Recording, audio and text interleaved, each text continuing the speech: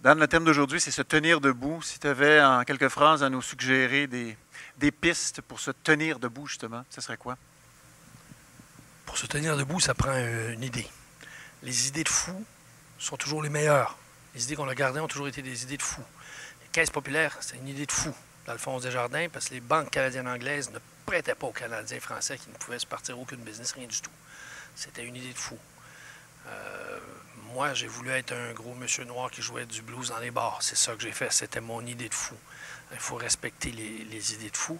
Et c'est ça qui, après ça, quand c'est validé par les autres, quand on se fait donner une valeur par les autres, donc ça a une valeur pour eux, donc ça en a une pour nous, à ce moment-là, on a ce qu'on appelle, on peut se développer un ego. Mais je te parle d'un ego, pas un ego éclaté. Les égos éclatés, c'est les égos qui ont été écrasés, puis comment ils explosent, puis ça devient complètement, ça n'a pas d'allure. Puis ça reprend sa taille. Dans le mot égo, il y a le mot dignité. Alors, quand tu as un égo suffisant, parce que tu as été suffisamment reconnu, puis tu n'es plus tout seul, tu es avec les autres, ton idée de fou est devenue une bonne idée qui profite aux autres, par ricochet à toi. Et là, toi, tu te tiens debout, et les autres aussi. On ne se tient pas debout tout seul. Il faut se tenir ensemble debout. Merci beaucoup.